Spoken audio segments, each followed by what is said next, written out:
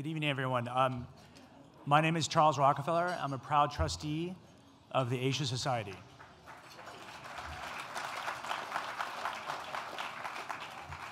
I'm especially proud at this moment. There are two reasons why I'm especially proud to present the next award. One, because, and you'll hear in the story that I tell later, when my grandfather founded the Asia Society, one of the main reasons was he thought that, well, sure.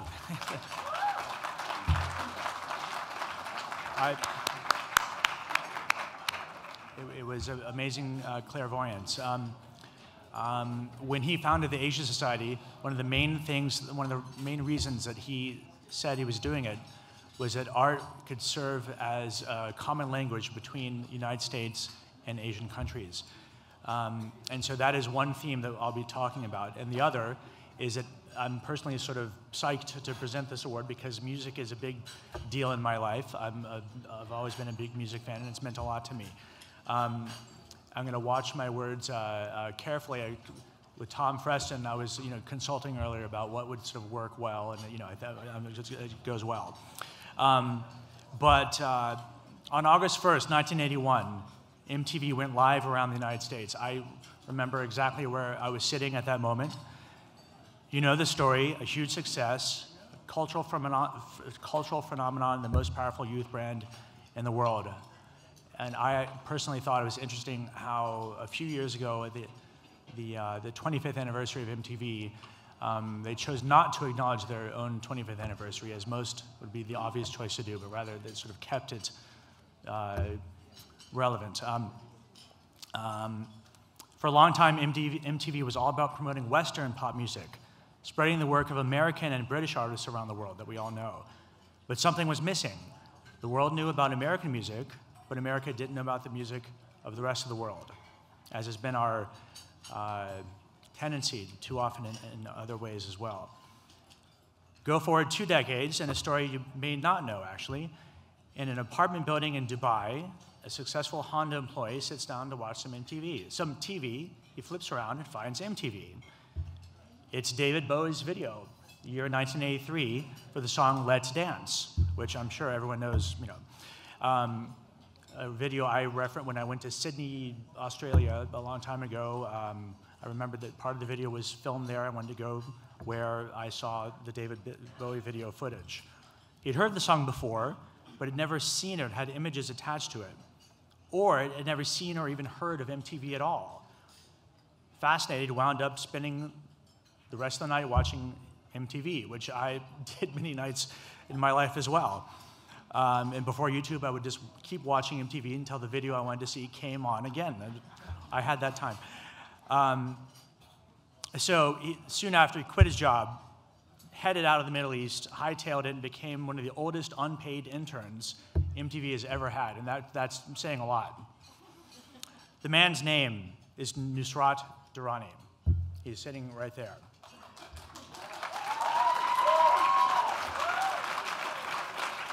Oh, he's not there. Yeah, no, he's standing there. Yes, yeah. In the very cool glasses he's wearing.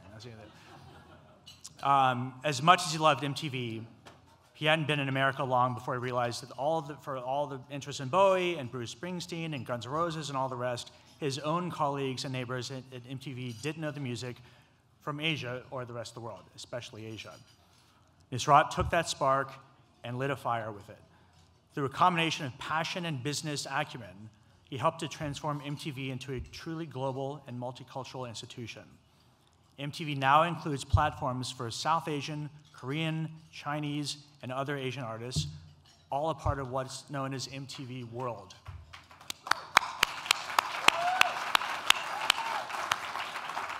And that's an entry point to the United States for global artists and ideas from all the far reaches of the earth. And that comes back to what I was referring to with my grandfather before. As Nusrat says, we now live in a connected, global society with powerful emerging cultures. Music is the connective tissue. If you want to understand this new world, start listening to its music. To accept this year's Asia Society Cultural Achievement Award on behalf of MTV World, please welcome Nusrat Durrani.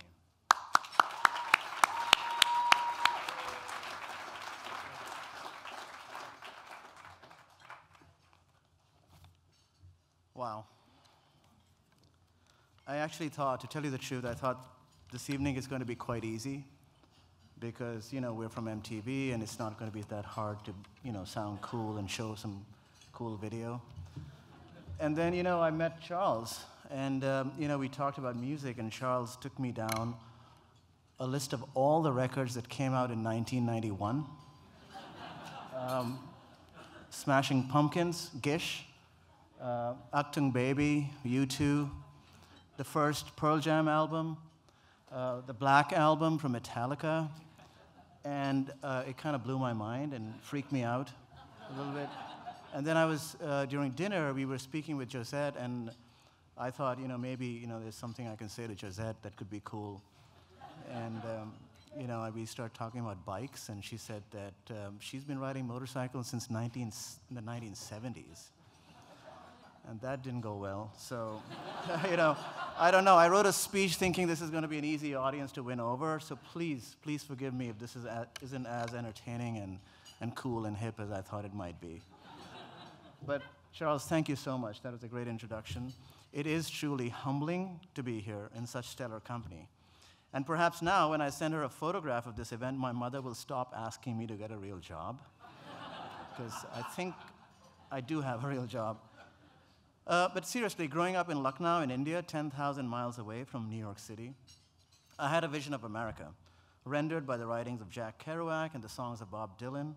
I didn't think I would ever get here, leave alone try and tinker with this country's pop culture. But as Charles mentioned, I was hypnotized by MTV in Dubai, the strangest of places to find your true north. Not only was I fascinated by the brand, but also by the people behind it.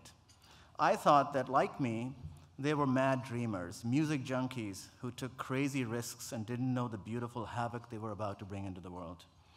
And I crashed into MTV like a cultural kamikaze. I was an outsider, I had weird hair, strange music, strange accent.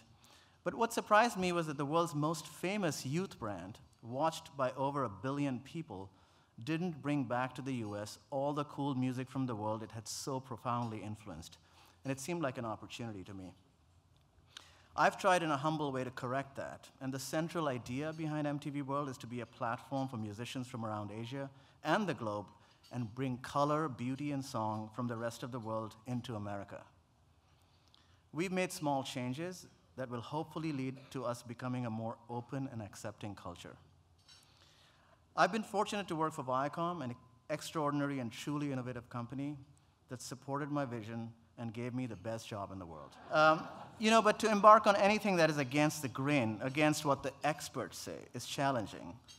The small difference MTV World has made is not because of me, but because of the people that work with me. And some of them are here tonight. The smartest, most passionate, and dedicated people in media. This award is a testimony to their amazing and path-breaking work. Please give a round of applause to it.